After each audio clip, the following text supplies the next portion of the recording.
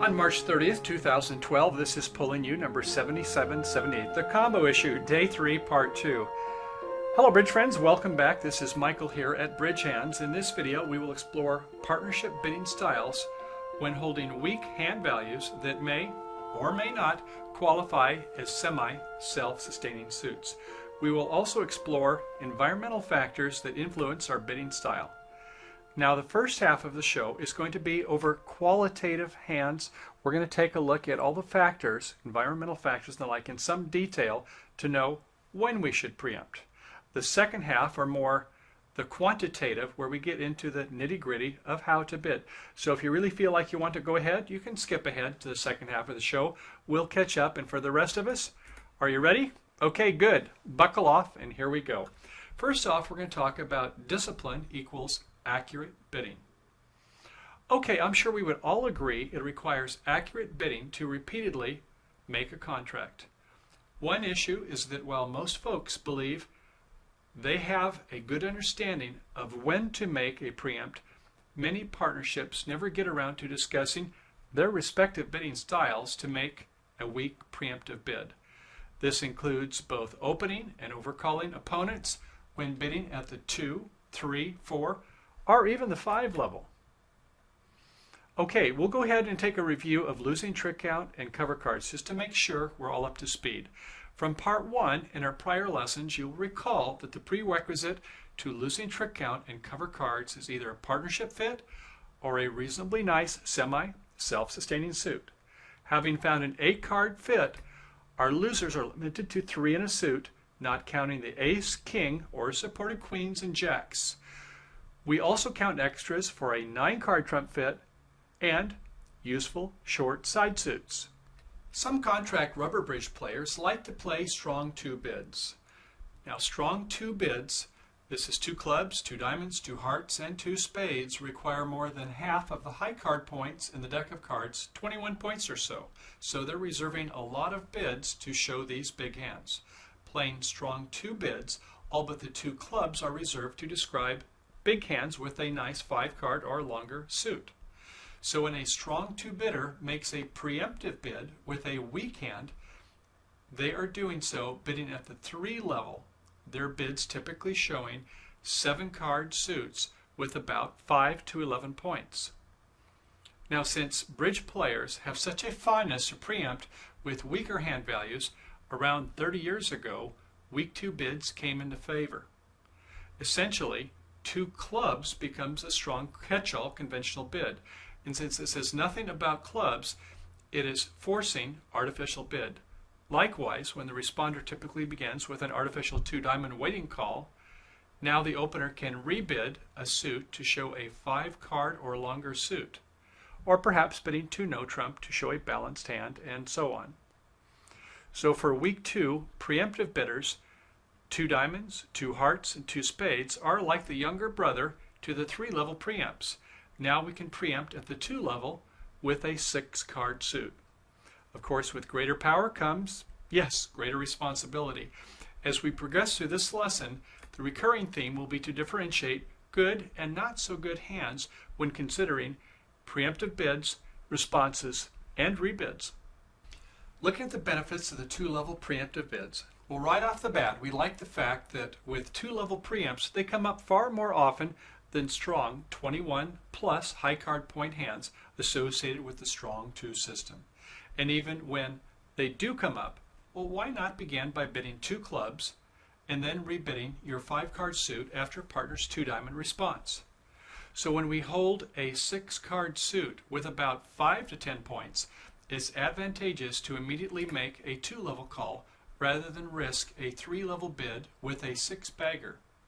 Now once we've preempted, we've said our piece, and will forever remain silent for the remainder of the auction of the bidding session unless directed by our partner with some kind of a forcing bid, and more on that later. And like the 3-level Big Brother preempt, 2-level preempts take up a fair amount of oxygen out of the conversational auction, and the less bidding room means reduced bidding accuracy for the opponents. Also, assuming partner is preempting with a decent suit, even if the opponents win the auction, the preempt suit often provides a great lead direction. Besides, all of our partners seem to need help with lead direction, right? Okay, count me in as well. So, are there any more benefits for the preemptive week 2 bidding system? Oh, you betcha. But wait, there's more. When partner makes a week 2 bid and we have a poor hand with support in partner suit, we might even raise the preempt to a higher level. As we will soon see, raising a preempt, say from 2 hearts to 3 hearts, is only competitive and is not an invitational bid. Details to follow shortly. Now, the under-trick penalty for failing to make a doubled non-vulnerable contract is 100 points. Down 2 is 300 points, and down 3 we're up to 500 points to the injured opponents. Now, when vulnerable, the penalty for a doubled contract is already 200 points for the first trick, adding a hefty 300 points for every under trick thereafter. So it's 500 down to doubled and vulnerable. Oofta! Now, the general idea behind the rule or guide of 2, 3, or 4, or 500 if you will, is that when preempting, we want to avoid losing more than 500 points when the opponents seem likely to make a game contract. That is down 3 doubled and non-vulnerable, or down 2 doubled and vulnerable. Just try not to be too exuberant and willing to go down even 200 points if it turns out that your opponents could not even make their game contract. Well, that is, unless you have the power of bidding persuasion and can talk them into bidding an unmakeable game. And if so, I pray that your partner doesn't think you must have extra values and, well, you understand. Also, remember not to discount your defensive tricks and honors behind the opponent that has a 5-card suit or longer. Like they say in real estate, it's all about location, location, location. Thinking about scoring, recall that players rack up extra bonus points as a reward for making their vulnerable game. So, non-vulnerable versus vulnerable, when the opponent seems to have a game in hand and we are non-vulnerable, strive to stretch the bidding up to 4 levels beyond the combined playing tricks in our own hand. With neutral vulnerability, that's both non-vulnerable or both vulnerable, we stretch the bidding 3 levels above our available tricks in hand. But when your side is vulnerable and the opponents are non-vulnerable, we exercise more caution and only preempt 2 levels above our anticipated playing tricks in hand. And this becomes then the basis of the rule of the 2, 3, 4 of thumb, based upon the vulnerability, assuming the opponents can make a game contract in a major suit. And oh, by the way, without any other information, on an average hand, on an average day, when you and the opponents do not have opening hands, how many tricks do you suppose we should anticipate partner can contribute during play? If you said 2, go to the head of the class. We will bring up this tip several times during the lesson with no additional information. Whether or not you hold an average opening hand, a good rule of thumb is to assume partner for an average of 2 tricks. No, they will not necessarily be that coveted ace and king you really want, but it is reasonable to anticipate a few stray tricks will develop somewhere along the line of play. So do you think that perhaps vulnerable versus non-vulnerable guide of only stretching 2 tricks beyond your anticipated preempt bidding level is only a coincidence? I think not. The bidding level by opponents where doubles become penalty-oriented vary by partnership agreement. Although a table, we might expect a fair number of partnerships that are unsure if their agreements are at the same when the opponents make normal or preemptive auctions. In some auctions, a common threshold is 3 spades. If you'd like more information, please go to our Bridge Hands website or our Polling You video number 36. Well, as in life, in bridge, there are different strokes for different folks, and partnerships can be thought of to come in 3 flavors: A, C, and D. A is for the aggressive bidders, those who make speculative calls and are real risk takers. Higher skilled players in this camp should consider advanced conventional methods which we will discuss in segments 3 and 4. Then again, many up-and-coming, passionate bridge players do get addicted to making pushy, preemptive bids, a phase that most of us seem to foist on our partners. Once we get more bidding experience, though, we go to different phases. Now, our conservative bidder, those are the ones who bid what they have and have what they bid, making solid calls with values and appropriate hand shape. If nowhere else, this is the kind of bidding you want to use with your future mother-in-law when she becomes the declare. Always make mom and future mother-in-laws look their best, right? Okay, so D is for the disciplined player, those driving down the middle of the road, making sound bids that offer a balance between prudence and some tension, offering a sporting, obstructive challenge to opponents without much fear of incurring a painful penalty double. Now, while we normally don't go beyond common conventions in most of our general lessons, in Part 3 and some in Part 4, we'll highlight several conventional methods for our aggressive bidders, including conventions like August, 5-card control asking bids, low-level slam asking bids after partner preempts, and more. Well, how about environmental factors? Whether you are deciding what to wear, on how to invest your money, or what to claim on your taxes, we all consider a number of environmental factors when making our choices. Ditto on bridge bidding, especially when you are contemplating preemptive bids. Here are some environmental factors to consider before casting a spell. Hand evaluation. There are far more that goes into bidding than high card points and suit length. As we've discussed in recent lessons, trump fit, hand shape, working honors, intermediate body cards, losing trick count, cover cards are all considerations to ponder. Number 2, vulnerability. The guide of 2, 3, 4, or 500 is worth serious consideration unless you're playing against relatives or good friends who would never consider making a penalty double. Number 3, the initial seat when making a preemptive call pertains to how many players passed before your turn to make your call. As we will soon see, making a weak bid in third seat won't preempt your partner who is already a passed hand. Number 4, no, relative seat has nothing to do with your family members. Here we are addressing preempts based upon bids made by your right-hand opponent or your left-hand opponent. Number 5, of course, we all love to hold the spade suit during a competitive auction, be it preemptive or otherwise. Number 6, while we always want to trust our partner, perhaps you or your partner's style has a greater range of conditions, the kind of action that we would expect from a more aggressive bidder. And number 7, the declarer's ability when faced with higher level auctions, playing skills, etc. When pondering a close contact, it's a good idea to weigh your ability to make a lofty contract.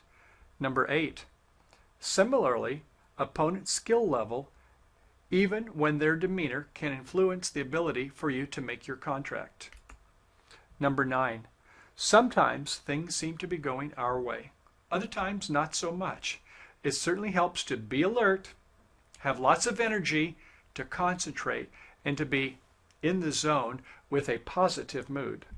Being at the table is definitely helpful during bidding and play. Number 10, while bridge rewards the skilled player, the luck of the cards is always a factor in our fair game.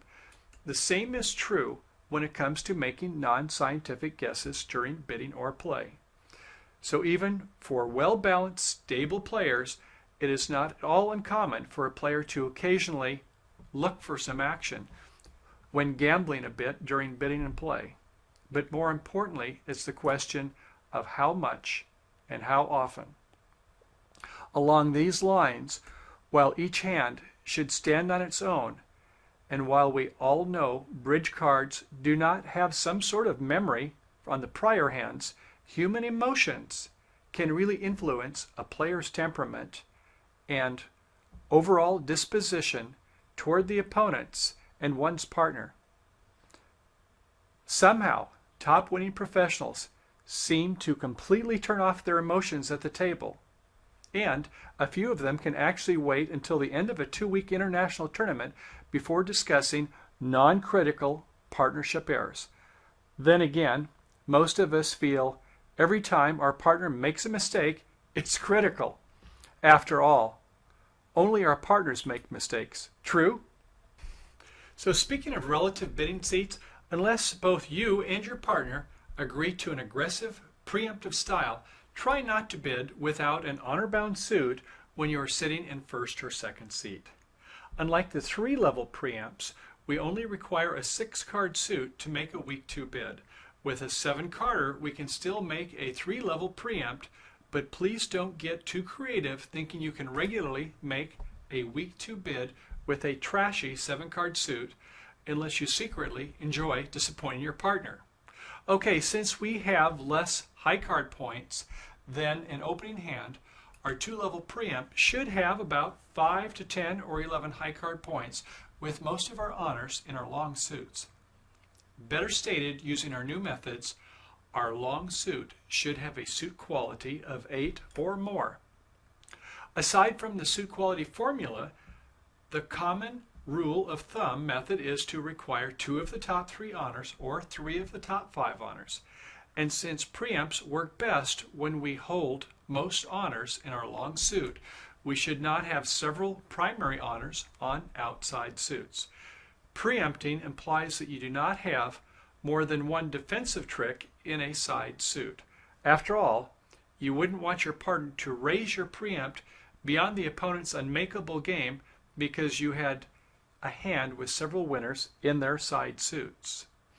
Now ideally, we would prefer not to have a 4-card side suit as a major, since we wouldn't want partner to miss a 4-4 major suit game fit. Later we will discuss this method in more detail. Even more importantly, we don't want to preempt with a 4-card side suit that contains working honors that might generate lots of extra tricks should partner hold a few honors in the suit. You wouldn't want to miss a game holding a 6-4-2-1 hand when partner has a double fit in your long suits where your preempt turns out to be worth 6 losing trick count. Then there's the matter of voids, holding a 6-4-3-0 hand shape unless your partner's length and strength is in your void suit. When partner has around 4 covers in your suits, game may be in hand. Let's take a look now at preempts with semi-self-sustaining suits. Holding the 3 toppers, the ace, the king, the queen, and 3 more in your 6-card suit should be worth 1 extra. As we saw before, 3 honors plus 6 long is 9, plus 1 is likely to take all tricks unless the opponent holds a jack 4th, and even then it's only 1 trick. So, from best to so-so, let's look at 6 semi-self-sustaining hands. Other than the 3 toppers, holding the king, queen, jack is second best. 3 tasty honors plus 6 long equals an admirable suit that often should snag 5 tricks. Holding ace, queen, 10 sixth or ace, jack, 10 sixth 6 times are both equivalent to 2 finesse chances provided that partner holds a doubleton. While missing both the ace and the king might seem a defect, holding the precious 10 and 9 really bolsters this hand and should take at least 4 tricks despite a bad suit split. With king, jack, 10 6 times, while we are grateful to hold the 10, technically an honor to bump us up to a suit quality of 9, the lonely king could be pinned by an opponent holding an overhanging ace-queen. At the bottom of our semi-self-sustaining suit list is the queen, jack, 10 honor trio. Technically 3 honors and 6 long, yet bad things could happen when the opponent behind this hand has both primary honors. Okay, now let's go ahead and take a look at preempts for the 2-heart and 2-spade bidder for the more aggressive style. For our risky, frisky, aggressive bidders, let's probe some hands that stress the limits of our sanity. Yet even if you are a busy bidder, try not to preempt the following holdings when you preempt have a diamond suit, since your partner is more likely to wind up in a 3 no trump game and will anticipate promoting your suit. After all, it's kind of embarrassing tabling a crummy dummy, right? Okay, on a cautionary note, be careful to observe the vulnerability when considering an aggressive bid, especially in the face of adverse vulnerability. On the plus side, let intermediate body cards be your friends. Yes, holding a 987, hopefully a few of them working together, may be helpful to make a difference between your partner experiencing the thrill of victory rather than the agony of defeat. In part 4 of our lesson, we'll see exactly how the pros do capitalize on these subtle aspects of hand evaluation to make sporty bids where many of the rest of us would not contemplate bidding. So, when preempting with marginal hands with a suit quality of 8, enjoy holding 2 of the top 3 honors. Try holding 3 of the top 5 honors, or 2 of the top 4, plus some body cards. When preempting without 2 of the top 4, you are definitely living in the fast lane. So buckle up, wear a helmet, and consider your alibis before the opponents chalk up a big score against you. While the following list of suspects each contain a suit quality of 8, as we go down the list, we can see that our risk goes up with lesser honors unless accompanied by intermediate body cards. Next, let's take a look at some shapely hands. Not all week 2 preemptive bids have hand shapes that are equal. Here's a rundown of holdings that may earn you more or fewer tricks. Certainly a 6-4-3-0 hand has the ultimate shape. Recall that after you find a fit, we do not count losers after the top 3 in a supported suit. So holding a 4-card side suit is at least one winner even when partner does not have much help, which they probably do, or your side would not have won the contract. But as we mentioned earlier, holding a 6-card suit and a void is almost too good a hand to make a week 2 preemptive opening bid. So be sure to first double check the relevant factors to avoid missing a major suit game. And that might be such as when holding a 6 losing trick count if your partner has help in your preemptive suit. A 6-4-2-1 shape can be the ideal preempt providing that your losing trick count is less than 6 losers should you have a major suit fit and your partner can cover 3 of your losers. Holding a 6-3-2-2 is attractive since you hold only 1 tripleton. Now remember, 3-card side suits can cost 2 to 3 tricks when your partner also holds 2 or 3 inconsequential cards in a suit. Before you know what happened, the opponents will quickly cash 3 winners before your side can pull trump and promote your side suits in which to pitch losers on those worthless 3-card side suits. Okay, I'm sure you can see the deficiencies with the 6-3-3-1 hand. Yes, with 2 3-card side suits, it will not be a pretty picture unless your partner has good honors in both of these suits, or at least an ace or so on your side and can pull trump and promote a side suit. And just like the fairy tales, your side will live happily ever after. No, seriously though, watch out when holding worthless tripleton suits. Okay, now let's take a look at the opening bidding seat. Unlike normal opening bids, depending upon your relative seat at the table, the impact of your preemptive style will vary considerably. Let's take a look at preempts from the perspective of our partner. When we preempt in the first seat, since 3 players have yet to make a call, the odds of preempting our partner are only 1 in 3. Not bad. However, when we make a weak bid in the second seat, it is a 50-50 chance since only our partner and our left-hand opponent have yet to make an opportunity to make their initial call. So in third seat, yes, it's definitely the best place to make a preempt from the perspective of disrupting the opponents. Here we have impunity, knowing that our preempt will not be akin to throwing a wild boomerang that could potentially whack your partner instead of the intended target, the opponents. So in third seat, there is no chance for preempting to disrupt your partner's bidding. Thus, in third seat, we get the biggest bang for the buck when preempting. So, what's the deal when making a weak 2 bid in the fourth seat? Well, since we can always pass, then for those partnerships who understand the merits of this bidding style, they should reserve 2 level opening bids in the fourth seat for special hands that have extra values. Just do not spring this one on your partner out of the clear blue sky without first ensuring that you and your partner are indeed on the same wavelength, and we'll speak about that more in a subsequent lesson. So in summary, preempting in third seat is best, then first seat is nice, while our weak bids in the second seat have a 50% chance of preempting partner. Now mind you, with the right hand, we still want to preempt in the second seat, but in marginal situations, especially vulnerable, we may want to think twice.